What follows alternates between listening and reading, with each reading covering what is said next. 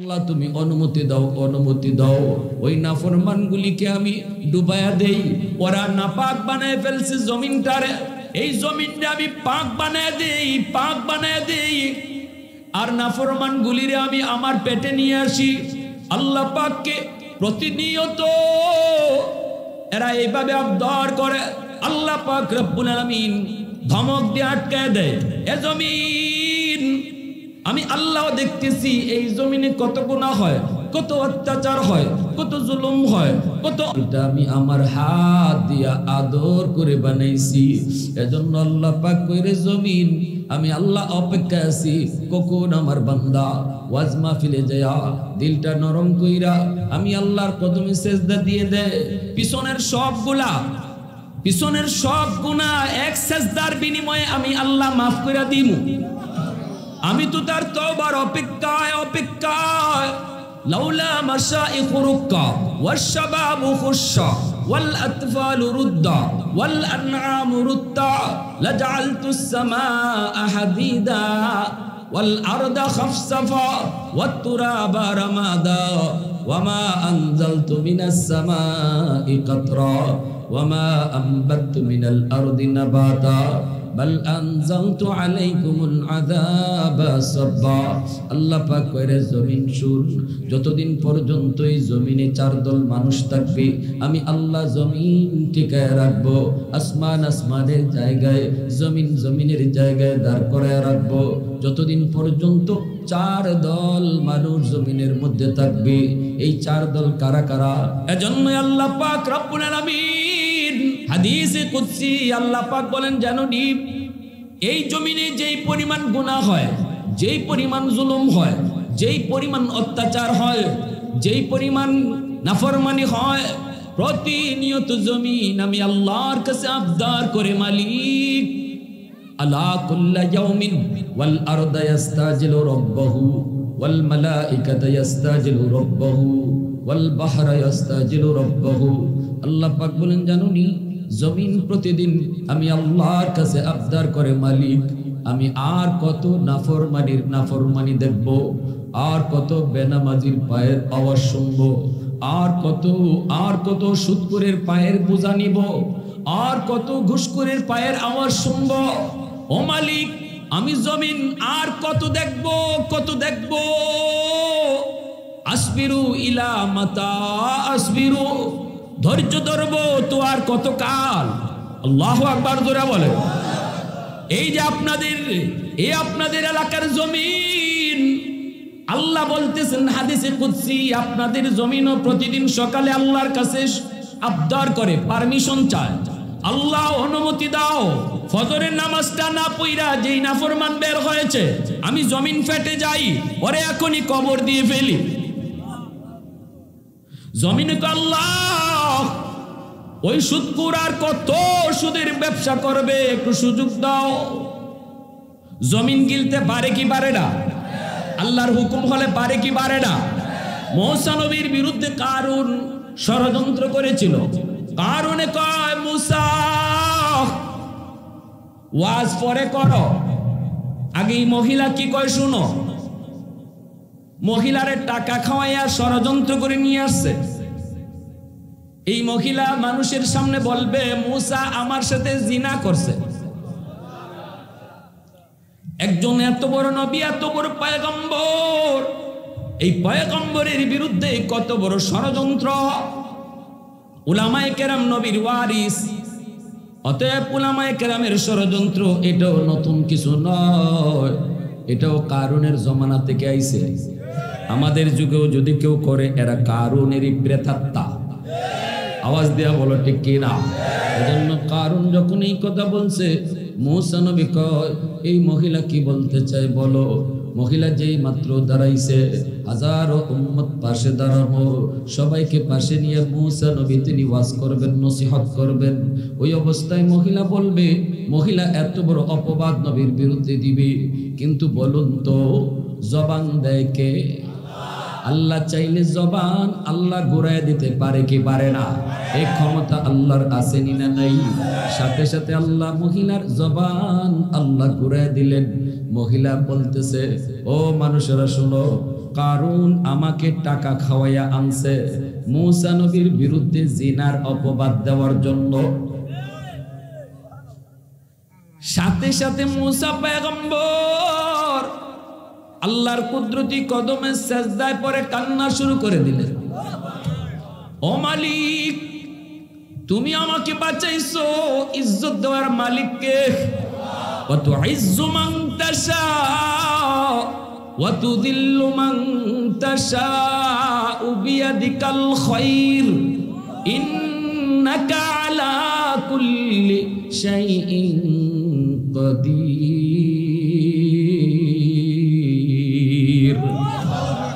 ইজ্জত দেওয়ার মালিককে আল্লাহ পাক রব্বুল আলামিন মূসা নবীর ইজ্জত দিলেন। সাথে সাথে মূসা নবী কত রাগী নবী। মূসা নবী কয়, মালিক কারণ এত বড় ষড়যন্ত্র আমার সাথে করলো, এর বিচারটা তুমি করবা না আমি করব। আল্লাহ পাক কয়, মূসা তুমি করো, আমি তোমাকে সাহায্য করব। এমনি মূসা নবী কয়, ইয়া আরদ খুজি, হে জমিন তুই কারুনকে ধর। সাথে সাথে জমিন কারুনকে কামড় দিয়া ধরছে। কারণে কই, কিরে আমি দৌড় দিতে চাইলাম, দৌড় দিতে পারি না, জমিন এদিকে কামড় দিয়ে ধরলো। কই, ভাই মাপ চাই, আমি তো ধরা খাইয়া গেছি, ভাই মাপ চাই, আর এমন বেয়াদবি করবো না। মূসা নবী কয়, জমিন ভালো করে ধর। এখন কামড় দিয়া হাঁটু পর্যন্ত মাটির নিচে নিয়ে গেছে। কারুনে হাত দূর কইরা কয়, ভাই মূসা, কারণ মূসা নবী হলো তার আপন চাচাতো ভাই। কয়, ভাই মূসা মাপ চাই, আর জীবনে বেয়াদবি করব না। মূসা নবী কয়, হে জমিন আরো ভালো করে ধর। জমিন কামড় দিয়া পেট পর্যন্ত নিয়ে গেল, বুক পর্যন্ত নিয়ে গেল। এরপরে কারণে কয়, বুঝেছি তুমি আমাকে মাটিতে দাবাইয়া আমার সবগুলি সম্পদের মালিক তুমি হতে চাও। নাউজুবিল্লাহ, জোরে কয়, আমার সম্পদের মালিক তুমি হতে চাও। এমনি মূসা নবীকে আল্লাহ ওই বেঈমানের সাথে ওর সব সম্পদ তুমি মাটির নিচে দাবায়া দাও। সাথে সাথে সম্পদ মাটির নিচে দাবতে শুরু হলো। তাহলে বোঝা গেল জমিন চাইলে ধরতে পারে কি পারে না। আপনাদের এলাকার জমিনও প্রতিদিন আল্লাহর কাছে আবদার করে, আল্লাহ আর কত নাফরমানি দেখব, অনুমতি দাও। বেনামাজিকে গিলে ফেলবো, সুদখোরকে গিলে ফেলবো, ঘুষখোরকে গিলে ফেলবো, জিনাকারীকে গিলে ফেলবো, বেপরদায় চলে গিলে ফেলবো, ওই যে দেখো মিথ্যাবাদীরে গিলে ফেলবো। বাপ মারে কষ্ট দেয়, বাপ মার অবাধ্য সন্তান, আমি জমিন তারে গিলে ফেলবো। আল্লাহ পাক রব্বুল আলামিন কয়, এ জমিন থাম। আল্লাহ কয়, শুধু জমিন নয়, সাগর মহাসাগর গুলিও প্রতিনিয়ত আবদার করে। ওয়াল বাহরা ইস্তাজিলু রাব্বাহু, কক্সবাজার সমুদ্র সৈকতের পারে কত অন্যায় হয়, কত গুনাহ হয়। সাগরের পানি চায়া চায়া দেখতেছে, সাগরের পানি চায়া চায়া দেখে, আর আল্লাহ রে কয়, আল্লাহ আর ধৈর্য ধরতে পারি না।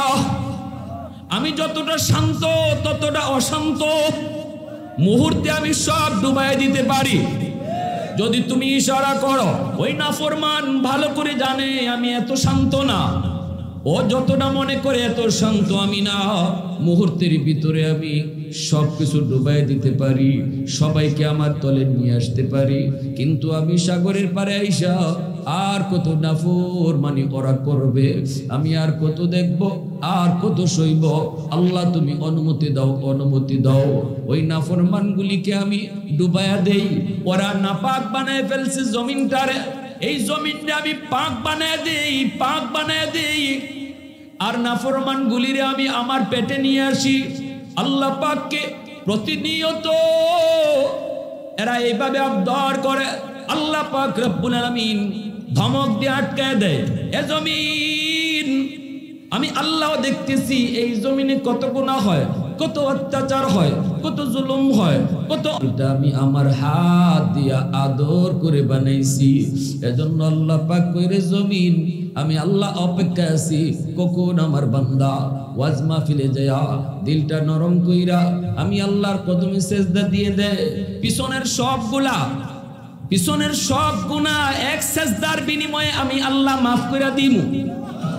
আমি তো তার তওবার অপেক্ষায় লাউলা মাশাইখু রুক্কা ওয়াশ-শাবাবু খুশশা ওয়াল আতফালু রুদ্দা ওয়াল আনআমু রুত্তা লাজআলতুস সামাআ হাদিদা ওয়াল আরদা খাফসাফা ওয়াত তুরাবা রামাদা ওয়ামা আনজালতু মিনাস সামাই কাতরা ওয়ামা আনবাততু মিনাল আরদি নাবাতা বাল আনজালতু আলাইকুমুল আযাবা সাব্বা।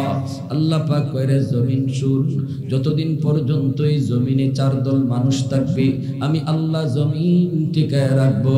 আসমান আসমানের জায়গায়, জমিন জমিনের জায়গায় দাঁড় করায় রাখবো।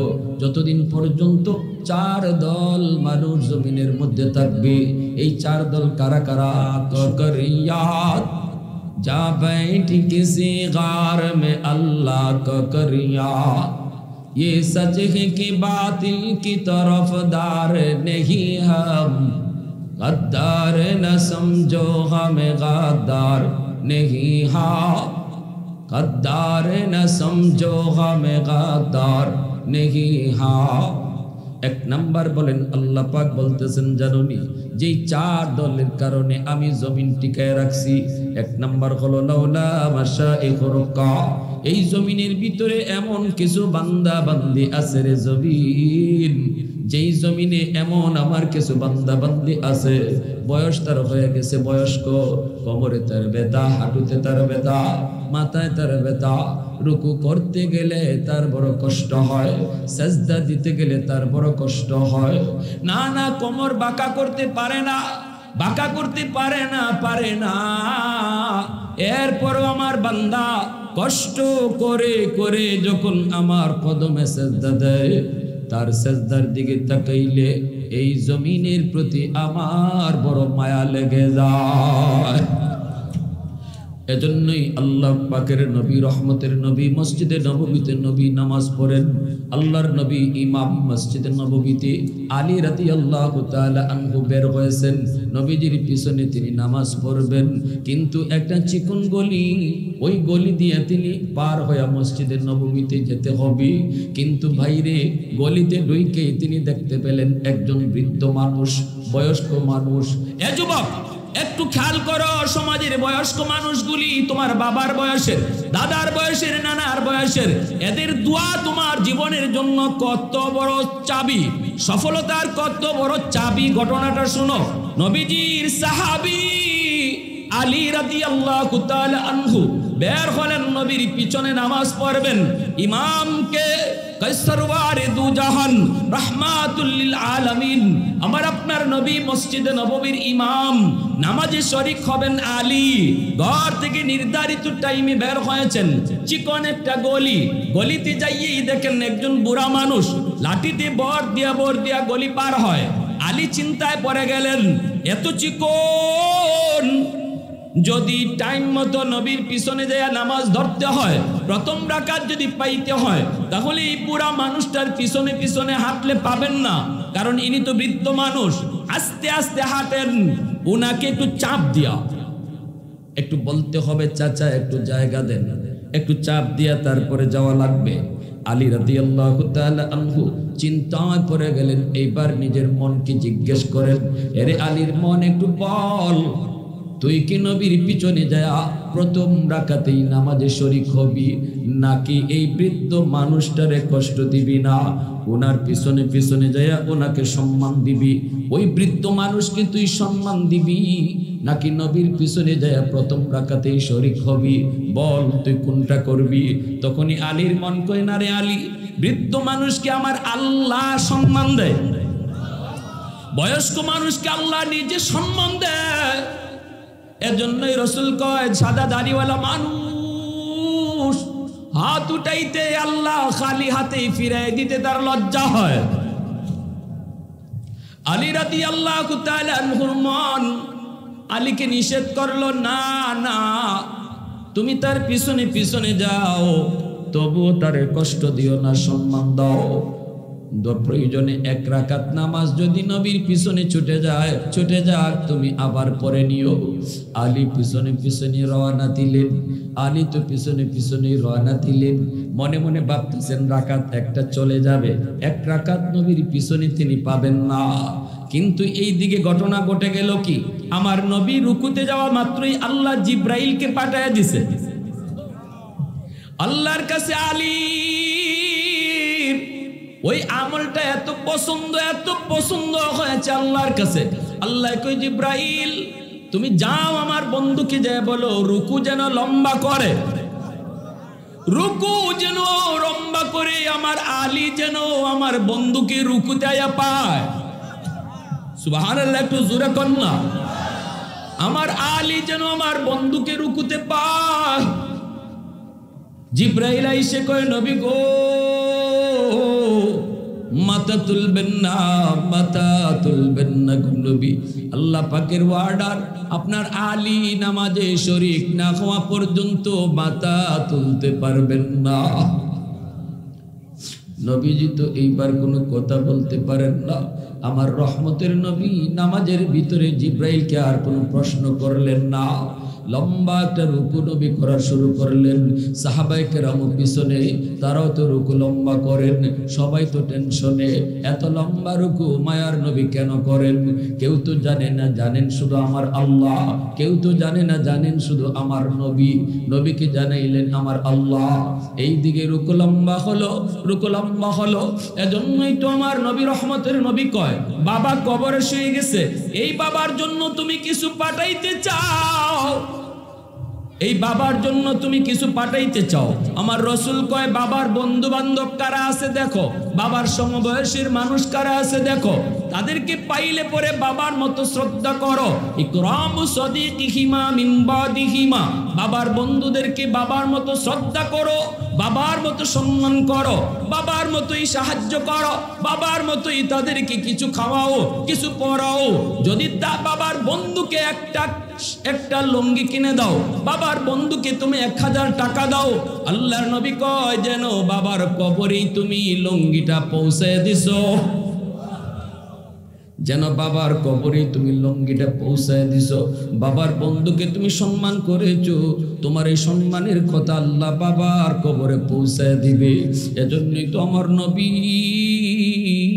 আম্মাদান আয়েশা সিদ্দিকা রাদিয়াল্লাহু তাআলা আনহাকে নিয়ে বসে আছেন, খানচা বড় রুটি, নবীজি রুটি খাইতেছেন না, কান্দেন। আম্মাদান কয় নবী গো কান্দেন কেন? আল্লাহর নবী কয় আয়েশা আমার খাদিজার কথা মনে পড়ে গেছে।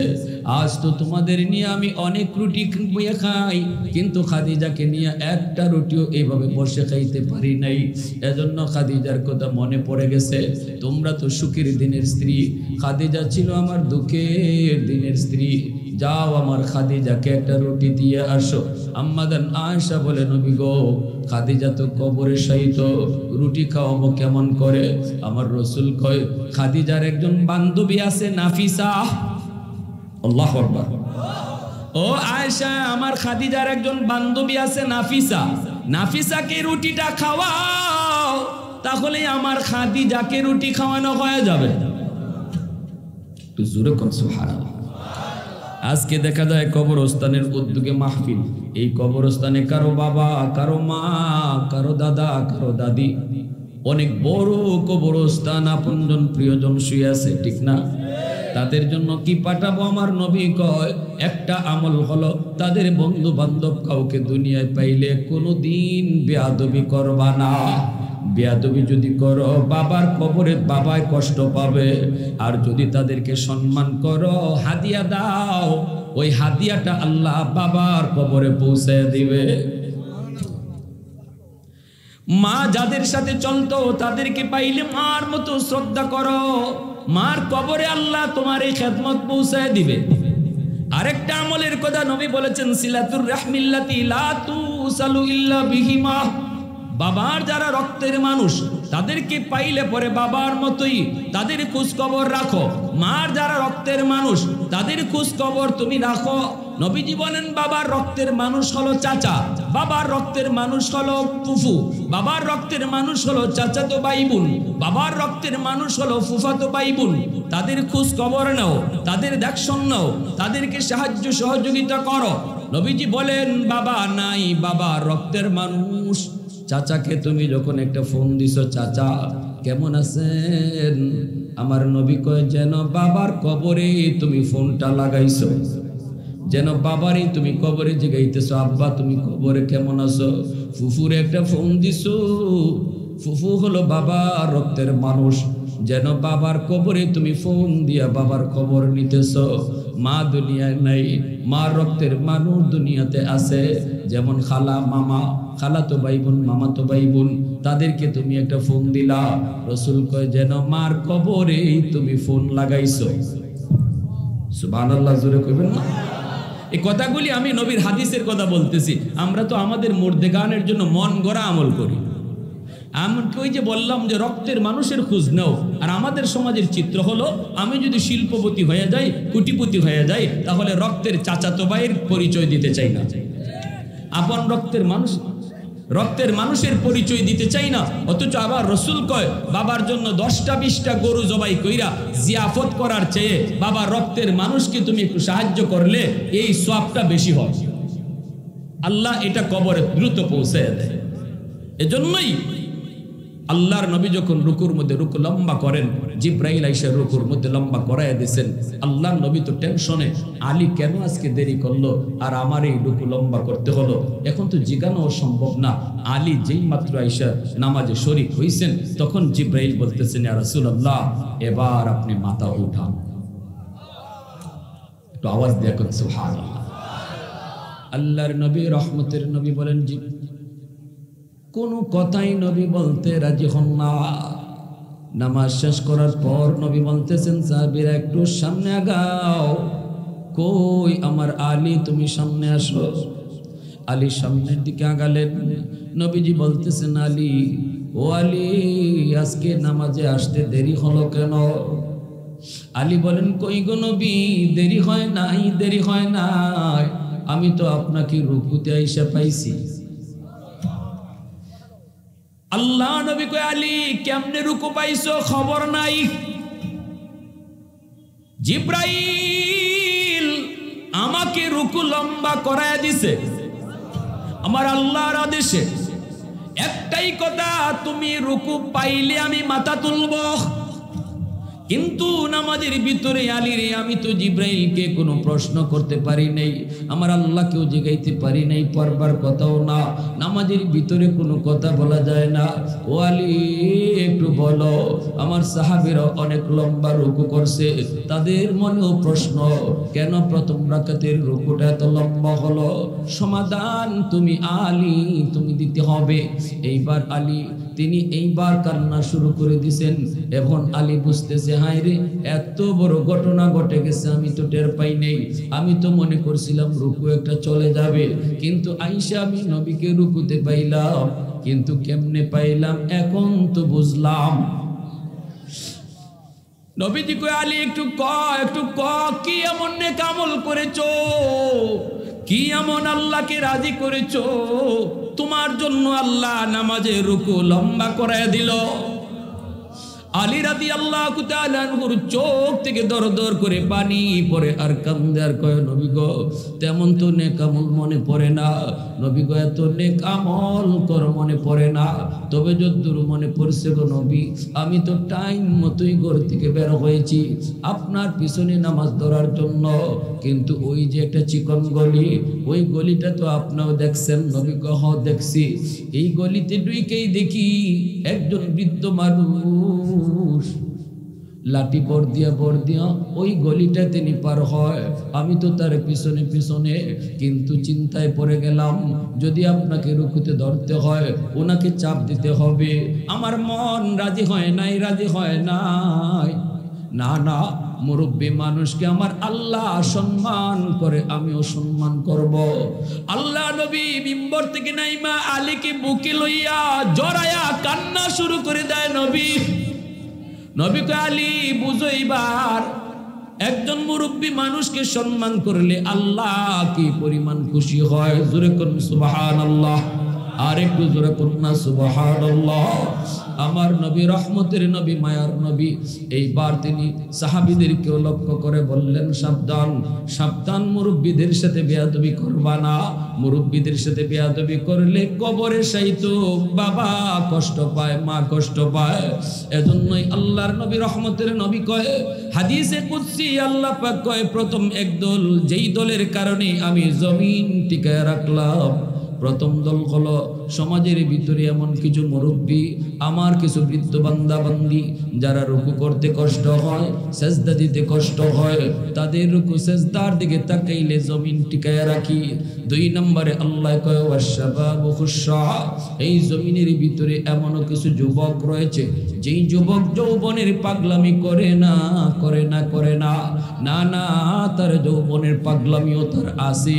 তার বন্ধুদের মতো তারও এরকম জিনা বিচার করতে মন চায়, বন্ধুদের মতো তারও গান বাজনা করাইতে মন চায়, বন্ধুদের মতো তারও চুরি ডাকাতি করতে মন চায়, বন্ধুদের মতো তারও এরকম মারামারি করতে মন চায়। কিন্তু না, আল্লাহ পাক কয়, আমি দেখি জমিনের ভিতরে কিছু যুবক যৌবনের পাগলামি করে না, করে না। মাথার মধ্যে আমার নবীর সুন্নাত যৌবনে পাওয়া যায়, মুখে আমার নবীর সুন্নাত দাড়ি দেখা যায়। তার আমি দেখি তারে মসজিদে, আমি দেখি আল্লাহ, আমি আল্লাহ দেখি তারে বাপ মার সেবায়, আমি দেখি তারে উলামায়ে কেরামের তাজিম, আমি আল্লাহ দেখি সে গানের আয়োজন না কইরা ওয়াজ মাহফিলের আয়োজন করায় না, না, দিলের ভিতরে নাপাক প্রেম জমায় না, আমি আল্লাহর প্রেম অন্তরের ভিতরে জমায় নেয়। ওই যুবকের দিকে যখন আমি আল্লাহ তাকাই, তখন এই জমিনের প্রতি আমার মায়া লেগে যায়। এ যুবক, তোমার মতো যুবকের কারণেই আল্লাহ বলে এই জমিন টিকায় রাখছেন। এই জমির আল্লাহ তোমার মতো যুবকের কারণেই আল্লাহ টিকায় রাখছেন, আল্লাহ টিকায় রাখছেন। ওয়াশবাবু খুশা, ওয়াশবাবু খুশা, একটু নিজেরে বুঝাও। তুমি তোমার মূল্য বুঝো না, বুঝো না, কিন্তু তোমার আল্লাহ তোমার দাম বুঝাইতেছে। এজন্যই যুবক যৌবনে আল্লাহর ওলি হয় তাড়াতাড়ি। একজন বৃদ্ধ মানুষ যত তাড়াতাড়ি আল্লাহর ওলি হয়, যুবক এর বহু আগে আল্লাহর ওলি হয়ে যায়। কারণ যুবকের সেজদার দাম বৃদ্ধকালের সেজদার চেয়ে আল্লাহর কাছে 1000 গুণ বেশি। ওয়াল আতফালু রুদ্দা, আল্লাহ বলে 3 নম্বর হলো, ঘরে ঘরে কিছু শিশু বাচ্চা আছে, এই শিশুদের উপরে নামাজ নাই, রোজা নাই, হজ নাই, যাকাত নাই, এদের উপরে শরীয়তের কোনো বিধিবিধান নাই। গুনাহ যদি করে, করলো তার মা, গুনাহ যদি করছে তার বাবা, গুনাহ যদি করছে তার ভাই। তাদের গুনার কারণে জমিনে যখন গজব আসতে চায়, আমি আল্লাহ দেখি ওই ঘরের মধ্যে কিছু শিশু বাচ্চা আছে, এই শিশুদের কোনো গুনাহ নাই, এদের কোনো গুনাহ নাই, কিন্তু গজব আসলে শিশুরাও গজবের মধ্যে পড়ে যায়। শিশুদের টুট ভাঙ্গা করে কান্না যখন আমি আল্লাহ দেখি, তখনই এই জমিনের প্রতি আমার মায়া লেগে যায়। এজন্যই সাবধান করে শিশু বাচ্চাদেরকে অহেতুক মারধর করবেন না। এই যুবক মনে রাখো, শিশুদেরকে অহেতুক মারধর করবেন না। মনে রাখবেন, আমার ঘরে ছোট্ট শিশুটা, তার উসিলায় আল্লাহ আমাদেরকে খাওয়াইতেছে, নতুবা আমরা যেই গুনাহ করি আল্লাহ রিজিক বন্ধ করে দিত। ওই শিশুটার কারণে আল্লাহ ঘরের সবাইরে খাওয়াইতেছে, ওই শিশু বাচ্চাটার উসিলায় আল্লাহ আমাদেরকে খাওয়াইতেছে। এজন্য আমার নবী, রহমতের নবী, শিশুদেরকে দেখলে নবীজি কুলে নিতেন, চুমু খাইতেন, আল্লাহর নবী আদর করতেন। নবীজি ঘোড়া হয়ে যাইতেন, হাসান হোসাইন নবীর পিঠে উইসা ঘোড়া দৌড়াইতেন। জোরে কন্যা সুবহানাল্লাহ। এটা আমার নবীর বহুত বড় সুন্নত। শিশুদেরকে মায়া করা, আদর করা, এটা আমার নবীর বহুত বড় সুন্নত। 4 নম্বরে আল্লাহ কয় ওয়াল আনআমুরুত্তা, জমিনের ভিতরে কিছু গরু, ছাগল, হাঁস, মুরগি আছে, এদেরও কোনো গুনাহ নাই, এদের উপরে শরীয়তের কোনো বিধিবিধান নাই। জমিনে যদি মানুষের গুনার কারণে গজব হয়, এই গজবের মধ্যে হাঁস, মুরগি, গরু, ছাগল গুলোও পড়ে যায়, অথচ তাদের উপরে নামাজ রোজা ফরজ করি নাই আমি আল্লাহ। গজবের মধ্যে গরু, ছাগল, পশু পাখি পড়ে যায়, এদের দিকে তাকাইলো জমিনের প্রতি আমি আল্লাহর বড় মায়া লেগে যায়। হাকিমুল উম্মত মুজাদ্দিদ মিল্লাত আশরাফ আলী থানভী নাম শুনছেন? বিবি সাহেব গেছে একটু বেড়াইতে বাপের বাড়ি, আর কয়ে গেছে স্বামী গো একটা মুরগি আছে খাসার মধ্যে থাকে, সকালবেলা মুরগি সহ মুরগির বাচ্চাটারে টাইম মতো চাইরেন। ইনি কইছে ঠিক আছে স্যার, মনে চলে গেছেন। ইনি থানভী রহমতুল্লাহি আলাইহি ফজরের নামাজ পড়া কিতাব লিখতে বসছেন। ওনা তো লেখালেখি শুধু লিখতে বসছেন, লিখতে লিখতে ভুলে গেছেন এইদিকে মুরগির বাচ্চার টাইম হয়ে গেছে, সারা আর খবর নাই। যেই টাইমটাতে মুরগি সারবার কোথায় এই টাইমটাতে ওনার খবর নাই। ইনি লেখার তালে হঠাৎ করে লেখা বন্ধ হয়ে গেছে, মাথায় আর কোনো লেখা আসে না, কিতাব লেখা বন্ধ। কারণ ইলমে লাদুনি আল্লাহর পক্ষ থেকে জ্ঞান পাইয়া ওনারা লিখেন। মুরগিটা কষ্ট পাইতেছে এজন্য ওনার খবর নাই, লেখা বন্ধ হয়ে গেল। হাকিমুল উম্মত থানভী চিন্তায় পড়ে গেলেন, ঘটনা কি? আল্লাহ পাকের পক্ষ থেকে কোনো কিছু আসছে না কেন, মাথায় কিছু আসছে না কেন? অস্থির হয়ে গেলেন, লেখা বন্ধ করে দিলেন। দ্রুত তিনি ওযু করলেন, এরপরে চিন্তা করে করে পেয়ে গেলেন, হায় হায় আমি তো মুরগিরে কষ্ট দিচ্ছি, মুরগির বাচ্চাগুলারে কষ্ট দিচ্ছি। দৌড় দিয়া যাইয়া মুরগির খাঁচা থেকে মুরগির বাচ্চা সহ তিনি বের করে দিলেন। এরপরে শুকরিয়া আদায় কইরা যখন কলম নিয়ে বসলেন, অটো আল্লাহর পক্ষ থেকে চলে আসলো। একটু জোরে করুন না সুবহানাল্লাহ। অতএব আমাদের সমাজেও পশু পাখি সাবধান, মনে রাখবেন অহেতুক কষ্ট দিবেন না। কারণ আমার যে গুনাহ, এই গুনার কারণে আমি বহু আগে ধ্বংস হয়ে যেতাম, ওই গরু আর ছাগলটার উসিলায় আল্লাহ আমারে বাঁচিয়ে রাখছে। কারণ তাদের কোনো গুনাহ নাই, তাদের কোনো গুনাহ নাই। এজন্য আমার ভাইয়েরা, আল্লাহ পাক রব্বুল আলামিন কয়, জানো এই জমিন আমি কাদের উসিলায় টিকায় রাখছি? ওই বুড়া মানুষটা এখনো সেজদা করে, মাদ্রাসা আছে বিদায়। ওই যুবক তার কলিজায় আল্লাহর ভয় আছে, এখনো উলামায়ে কেরামের হরকত আছে বিদায়। ওই মাদ্রাসায় পড়ে যেই ছেলেটা আজকে পাগড়ি নিব, তার মা বাবার মাথায় আল্লাহ হাসরের মাঠে নিজে পাগড়ি পরাইয়া দিবে। সুবহানাল্লাহ, জোরে কোন